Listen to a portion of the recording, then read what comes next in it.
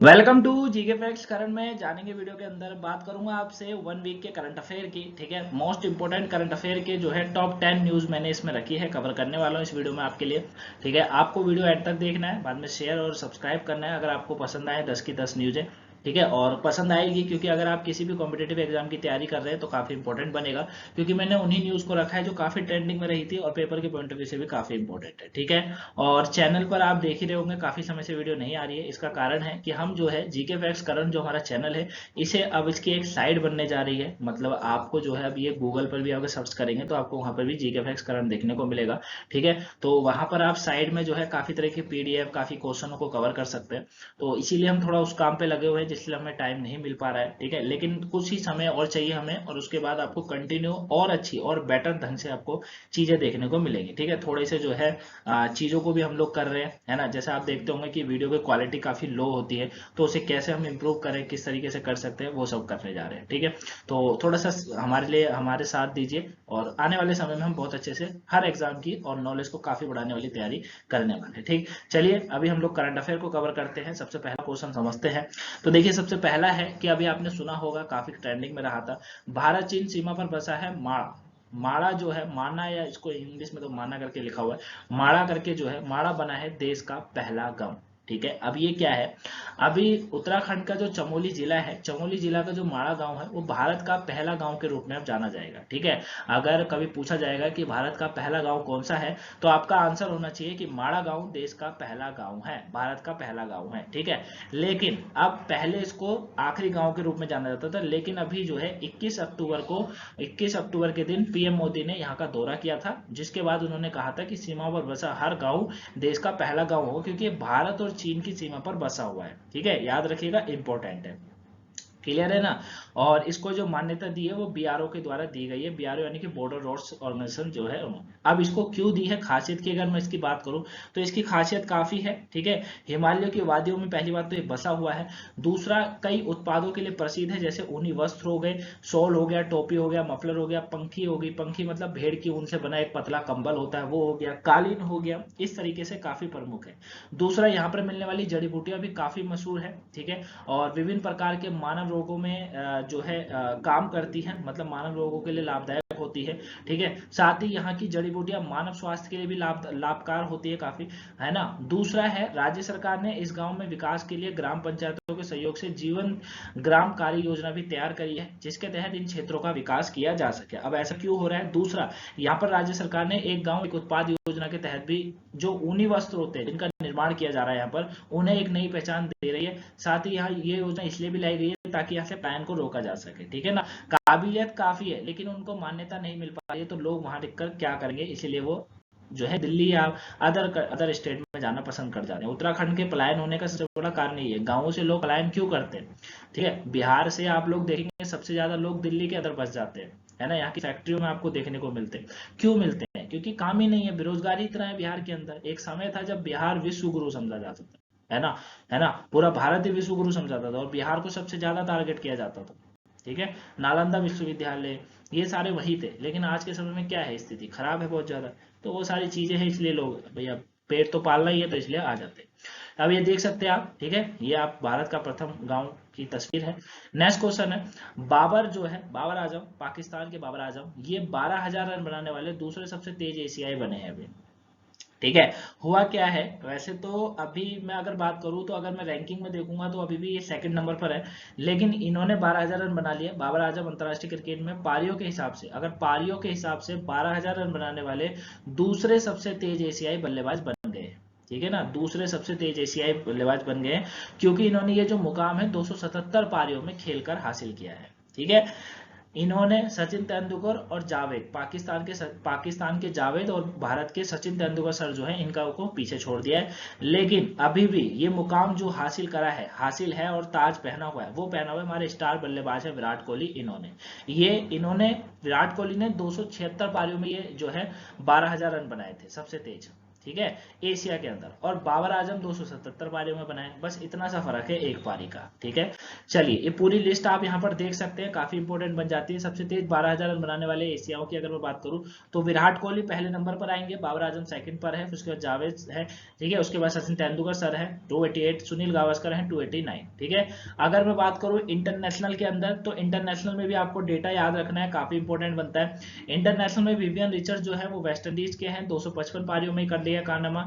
हाशिम आमला ने 12,000 रन जो है दक्षिण अफ्रीका के 264 पारियों में, स्टीव स्मिथ ने 200 करीबन 69 पारियों में, जो रूट इंग्लैंड के 275, विराट कोहली भारत 276, बाबर आजम पाकिस्तान 277। ठीक है, ये सारा डाटा आपको याद रखना है, काफी इंपॉर्टेंट बन जाता है। नेक्स्ट क्वेश्चन समझते हैं। अभी जो है आप सभी को पता है आईपीएल चल रहा है और आईपीएल काफी इंटरेस्टिंग बना हुआ है। इस बार तो टाटा आईपीएल देखने को मिल रहा है, वीवो आईपीएल नहीं है ना। काफी अच्छी बात है।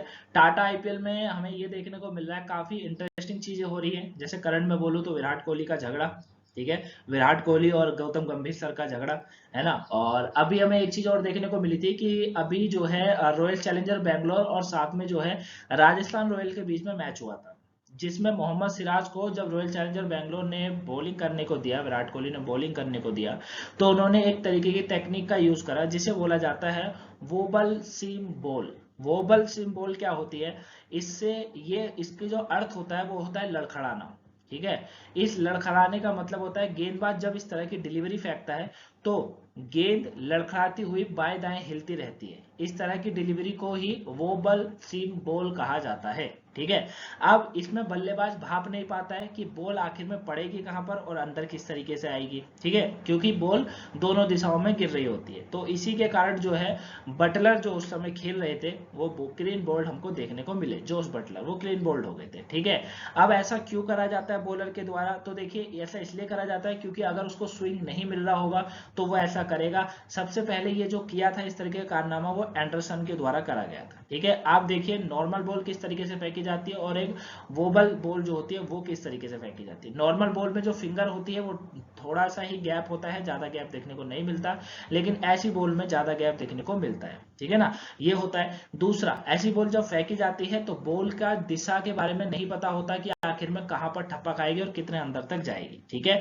ये आप समझ गए अच्छे से, क्लियर है ना। अब मैं आपको वो क्लिप दिखाता हूँ जिसमें बोल्ड करा गया था, आप थोड़ा इसको देखिए, मजा आएगा आपको भी, है ना। मैंने जब देखा था मेरे को काफी मजा आया था। तो आप देख सकते हैं यहाँ पर, अभी आप देखेंगे, देखिए ये बॉल अंदर गई और नहीं भाग पाए, वो देख रहे हैं जमीन को किस तरीके से क्या कारनामा किया इन्होंने, है ना, सिराज ने। ये देखिए आप, है ना, ये जूम करके दिखाया आपको ये। और उसके बाद विराट कोहली है ये अपने।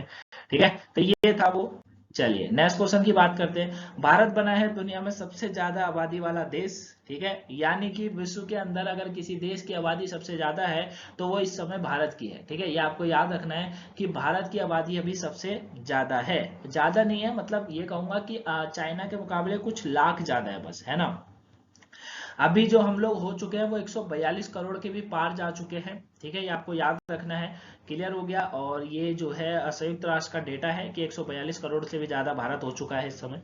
ठीक है, और ये आपको याद रखना है। चीन को हमने पीछे छोड़ दिया, चीन हमसे पीछे चला गया। ठीक है, हमारी आबादी में सबसे ज्यादा तो योगदान उम्र का है, साल का है, मतलब वो 15 से लेकर 64 साल के लोगों का है। ठीक है, और आजकल तो ज्यादा जीवन है भी नहीं, 70-72 में सभी निकल जा रहे हैं, है ना। तो वो चीजें हैं। अगर मैं बात करूं वैश्विक के अंदर, पूरे विश्व के अंदर, तो 8.4045 अरब तक पहुंच गया है डाटा। अफ्रीका में भी आबादी बढ़ने की प्रवृत्ति देखी जा रही है। ठीक है, उम्मीद जताई जा रही है कि अफ्रीका महाद्वीप पर 2100 जनसंख्या में 1.4 से लेकर 3.9 बिलियन की वृद्धि दर्ज होगी। पिछले वर्ष चीन की आबादी 1990 के दशक में पहली बार कम हुई है। ठीक है, 1960 माफ करेगा, 1960 के बाद कम हुई है। अब ऐसा क्यों हुआ है मैं बात करूं तो देखिए 1980 में चाइना के अंदर एक पॉलिसी लाकर आई जाती है जिसको कहा जाता है one child policy. One child policy जब लाई गई तो 2015 से लेकर 16 तक अपनाई गई, लेकिन उसके बाद इसमें बहुत बड़ी गिरावट देखने को पड़ी, क्योंकि वन चाइल्ड पॉलिसी का मतलब है कि एक ही बच्चा आप पैदा कर सकते हैं। तो भैया जब एक ही बच्चा होगा तो फिर कहां से चीजें बढ़ेगी, कैसे आगे आगे चीजें बढ़ेंगी, वहां बच्चों की कमी हो गई है ना, मतलब जनसंख्या की कमी का मतलब तो यही है ना। तो ये अपनी पॉलिसी के कारण जो है इसकी जन्म दर दिन प्रतिदिन घटते हमको देखने को मिल रही है, क्लियर है ना। और ये अभी खत्म भी कर दिया, और अभी मैंने कुछ दिन पहले एक वीडियो भी कराई थी जिसमें मैंने बताया था कि यहाँ के जो स्कूल कॉलेज है उन्होंने नई चीजें निकाली है, जो वो अपने बच्चों को, मतलब जो स्टूडेंट है उन्हें एक दिन, एक वीक का जो है क्या कह रहे हैं, एक वीक के लिए उनको लव में पढ़ने को बोला जा रहा है ना। इस तरीके के अजीब अजीब चीजें अब ये कर रहा है ताकि इसकी पॉपुलेशन को बढ़ाया जा सके, चीजों को आगे किया जा सके, ये चीजें है। क्लियर है। 10 मिलियन से अधिक आबादी वाला यूरोप के 8 देशों की जनसंख्या में पिछले एक दशक में गिरावट देखी जा रही है। ठीक है। और जापान में 2011 से लेकर 21 बीच में 30 लाख से अधिक लोगों की जाने गई है। ये एक चौंकाने वाली रिपोर्ट थी जापान की। ठीक है। और वैश्विक आबादी में केवल 2090 के दशक में गिरावट देखी जा सकेगी, ये भी यहाँ पर बोला गया है। क्लियर है। कुल मिलाकर ये है कि भाई हम तो नंबर 1 है। ठीक है, हमारी कोई कमी नहीं हो रही। चलिए नेक्स्ट है, कुरान रखने पर उइगार जो मुसलमान होते हैं उनको चरमपंथी बता रहा है चाइना। चाइना के अंदर आपको पता है मुसलमानों का हाल बहुत ज्यादा खराब है। ठीक है। उसके बाद भी पाकिस्तान इसको अपना बापदादा समझता है। ठीक है। अब कब तक समझेगा हमें ये नहीं पता है, लेकिन अभी यहाँ पर जो उइगार करके जो मुसलमान होते हैं उनकी हालत बहुत खराब है। इनको कुरान रखने से लेकर मोबाइल पर धार्मिक फोटो और वीडियो रखने पर हिंसक चरमपंथी करार दिया जा रहा है। ठीक है। अब ऐसा क्यों कहा जा रहा है, क्योंकि यहाँ पर जो है इनके फोनों पर भी निगरानी रखी जा रही है। 50,000 फाइल्सों को खतरनाक यहाँ पर बताया गया है। यहाँ की जो पुलिस है उन्होंने कहा है कि ये चीजें रखते हैं, जैसे कुरान रखते हैं या अपने मोबाइल में धार्मिक फोटो रखते हैं, उसमें इन्होंने कहा है कि जो तियानमेन चौक नरसंहार था ना, उसकी जानकारी शामिल है। ठीक है। जो कि चीन में सबसे ज्यादा सेंसर किया गया था एक जमाने में। ठीक है। और इन्होंने बताया कि ये जो इस चीजों को रखते हैं, जैसे कुरान रखना, ये सब चीजें, वैसे तो गलत सोच रहा है, लेकिन ये सब चीजें जो रखते हैं इससे आतंकवाद से ये जुड़ी रही है हमेशा ये चीजें। ठीक है। इनके पास जो मौजूद धार्मिक चीजें होती है वो आतंकवाद से जुड़ी हुई। किसी की धार्मिक चीजें आतंकवाद से कैसे जुड़ी हो सकती हैं, ये तो भैया चाइना ही जाने अब। ठीक है। इस्लामी गीत पर आतंकवाद के रूप में टैग किया गया है, इस तरीके से बोला गया है। किसी भी किताब को ऐसा बोलना जिसमें पवित्र चीजें लिखी हुई है, ये एक बहुत गलत बात है। ठीक है। ये खाली एक परेशान करने वाली बात है और कुछ नहीं। ठीक है। तो ये चीज है। अब मैं इनकी हालत अगर यहाँ पर बताऊं तो किस तरीके से है यहाँ के मुसलमान को जो रखा जाता है। चीन में क्या होता है, उइगार मुसलमानों के साथ अत्याचार तो देख सकते हैं आप। इन्हें मुसलमानों को खुद से अलग मानता है चीनी लोग। ठीक है। 2014 में पहले आतंकी हमले में इन्हीं का नाम सामने आया था। ठीक है। और शिनजियांग प्रांत को अलग देश बनाने की मांग करते हैं ये लोग भी, तो इसलिए भी यहाँ पर ये सब चीजें। चलिए नेक्स्ट की बात करें। जापान में जो है वुमेन सिक्योरिटी के लिए नया बिल लाया जा रहा है। ठीक है। वुमेन सिक्योरिटी के लिए बिल क्या है, बताया जा रहा है, माफ करिएगा, बताया जा रहा है कि जापान में महिलाओं की सुरक्षा के लिए एक नया बिल संसद में पेश किया गया है। अगर ये बिल यहाँ पर पास होता है, तो अगर पास होकर कानून बनेगा, तो जापान में स्कर्ट या दूसरे कपड़ों में महिलाओं की जो आपातजनक जो फोटो ले ली जाती है, गलत ढंग से जो फोटो ली जाती है, उस पर दोषी अगर कोई ठहराया गया तो उसे 3 साल तक की जेल और लाखों रुपए का जुर्माना की सजा भुगतानी होगी। ठीक है। यह बिल पब्लिकली डिमांड पर संसद में लाया गया है। क्या है इसका मतलब, देखिए, इस बिल को लाने का मकसद है अब स्कर्टिंग जैसी महिलाओं से जुड़े अपराधों को रोकना है। ब्रिटेन और यूरोप के कई देश इससे पहले ही रेप कैटेगरी में डाल चुके हैं। इन देशों में इसके लिए सजा भी तय की जा चुकी है। होता क्या है, अब स्कर्टिंग का मतलब क्या होता है, अब स्कर्टिंग का मतलब ये होता है, जैसे आपको पता है कि बहुत से ऐसे व्यक्ति होते हैं जो लड़कियां जो स्कर्ट पहनती हैं, छोटे कपड़े पहनती हैं, उनकी फोटो के क्लिक कर लेते हैं। ठीक है।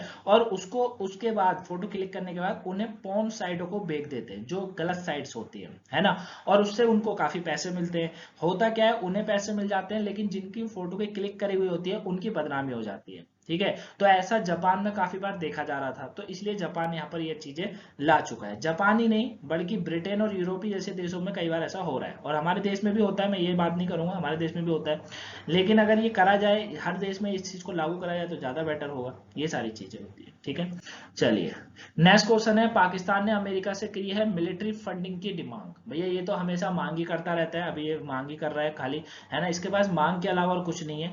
तो हुआ क्या है, अभी हुआ ये था कि जो अमेरिका देश है ना, वो पाकिस्तान को मिलिट्री फंडिंग देता था। ठीक है। लेकिन जब ट्रम्प की सरकार आई, डोनाल्ड ट्रम्प की सरकार आई, तो उसने पाकिस्तान को मिलिट्री फंडिंग देने से मना कर दिया था।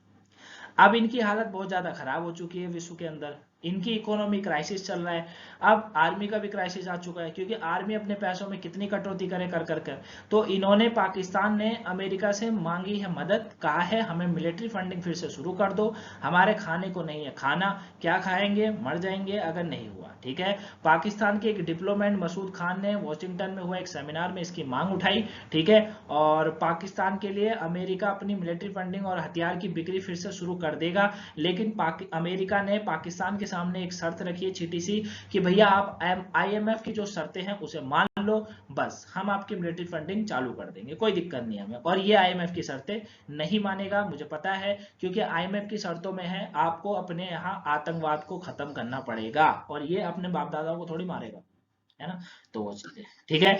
दूसरा ये भी है कि अगर अमेरिका फिर से मिलिट्री फंडिंग करेगा तो भारत से कहीं ना कहीं इसके संबंध बिगड़ेंगे, और भारत इस समय उभरती हुई अर्थव्यवस्था का देश है, बहुत तेजी से आगे अर्थव्यवस्था बढ़ रही है, इसको बिगाड़ना तो नहीं चाहेगा अमेरिका। क्लियर। चलिए नेक्स्ट क्वेश्चन की बात करता हूं। नेक्स्ट है, लंदन में बनेगा ब्रिटेन का पहला जगन्नाथ मंदिर। ठीक है, ब्रिटेन की राजधानी जो है लंदन, लंदन में देश का पहला जगन्नाथ मंदिर बनने जा रहा है, बताया गया है। इसके लिए ओडिया मूल के बिजनेसमैन है विश्वनाथ पटनायक ने 254 करोड़ रुपए दान दिया है। मंदिर निर्माण का पहला चरण अगले साल के खत्म होने तक पूरा हो जाएगा, ये बताया जा रहा है। ठीक है, और मंदिर निर्माण की चैरिटी कमीशन है इन इंग्लैंड में रजिस्टर्ड श्री जगन्नाथ सोसाइटी करवा रही है। ठीक है, और ये आपको याद रखना है। दूसरा यहाँ पर एक चीज और याद रखेगी, इस निर्माण में जो है फाउंडर जो है वो पटनायक हैं, और कंपनी के मैनेजिंग डायरेक्टर है अरुण कार इस मंदिर निर्माण के लिए दान करने वाले मुख्य लोग में शामिल हैं। ठीक है, 254 करोड़ रुपए फिनेस्ट ग्रुप की कंपनी देगी। ठीक है,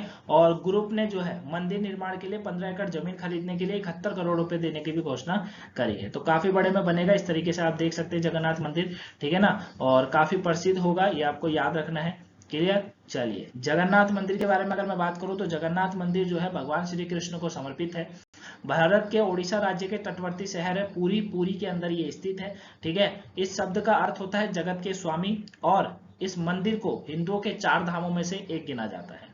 काफी इंपॉर्टेंट है। नेक्स्ट है, इस्लामिक स्कॉलर तारिक फतेह का भी निधन हो गया था, काफी चर्चा में रहा था ये टॉपिक, आपको पता होगा तारिक फतेह, अगर आप इनको जानते होंगे। ठीक है, काफी पॉपुलर जो है, मैं इनको राइटर हैं, काफी अच्छे राइटर। ठीक है ना, और हमेशा बोलने का तरीका जो है, इनकी जो नॉलेज थी वो इतनी ब्रिलियंट थी, बहुत ज्यादा, और पाकिस्तान के हमेशा विरुद्ध में रहते थे। ठीक है, पाकिस्तान के हमेशा विरुद्ध में रहते थे और अपने को हिंदुस्तानी बताते थे। हालांकि इनका जन्म कराची के अंदर हुआ था, पाकिस्तान के शहर में। 20 नवंबर 1990 को इनका जन्म माना जाता है, 1949 को इनका जन्म माना जाता है। कराची के शहर में हुआ था, लेकिन ये पाकिस्तान से बहुत ज्यादा खफा रहते हैं। अब इसका कारण ये था क्योंकि तारिक फतेह जो है, ठीक है, ये काफी पॉपुलर थे, सोशल मीडिया पे काफी रहते थे, टीवी डिबेट्स में देखे जाते थे, जिहाद के सख्त विरोध में थे। ठीक है, इसीलिए पाकिस्तान के विरोध में थे, और ये जो है अपनी विचारधारा जो है वामपंथी वाले थे, विचारधारा से काफी प्रेरित थे। ठीक है, इसी दौरान इनको पाकिस्तान में फौजी हुकूमत जो थी ना, फौजी हुकूमत थी। ठीक है, उसी दौरान पाकिस्तान में जो फौजी हुकूमत थी, फतेह को 2 बार जेल भी जाना पड़ गया था जब पाकिस्तान में फौजी हुकूमत आई थी। 1977 में जनरल जिया उल हक ने उन पर मुल्क के गद्दारी का आरोप लगाया। इसके साथ ही अखबारों में कॉलम लिखने पर भी रोक लगा दी। फिर 1987 में इन्होंने कनाडा शिफ्ट होने का फैसला कर लिया था, और यहीं पर ही फिर ये हो गया था। ठीक है, ये चीज है। नेक्स्ट क्वेश्चन है हमारा, लास्ट क्वेश्चन है आज का, लास्ट करंट अफेयर का क्वेश्चन बनता है, चीन से लड़ना ताइवान खरीदेगा 40 antiship harpoon missile. Taiwan America से 400 एंटीशिप हार्पून मिसाइल खरीदेगा। जमीन से मार करने वाली मिसाइल का इस्तेमाल वह चीन के मुकाबला करने के लिए करेगा।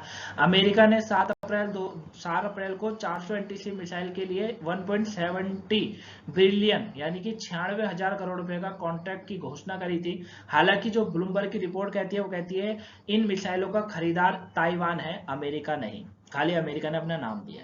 ठीक है, अब ऐसा क्यों करता है, इसके ऊपर मैं आपको बहुत जल्दी एक वीडियो दूंगा, क्योंकि मेरी जो अगली वीडियो है चाइना वर्सेस ताइवान के ऊपर ही है, और उसमें मैं पूरा कवर करूंगा कि आखिर में चाइना ताइवान के बीच में युद्ध क्यों चलता है। क्या चाइना भी एक समय क्या अखंड चाइना था, जैसे एक समय अखंड भारत था, तो वो सारे मैं इसको वीडियो में समझाने वाला हूँ। ठीक है, अब मैं इसकी खासियत की अगर बात करूँ इस हाइपरसोनिक एंटीशिप हार्पून की, तो देख सकते हैं आप भैया, हार्पून को दुनिया की सबसे सफल एंटीशिप मिसाइल माना जाता है।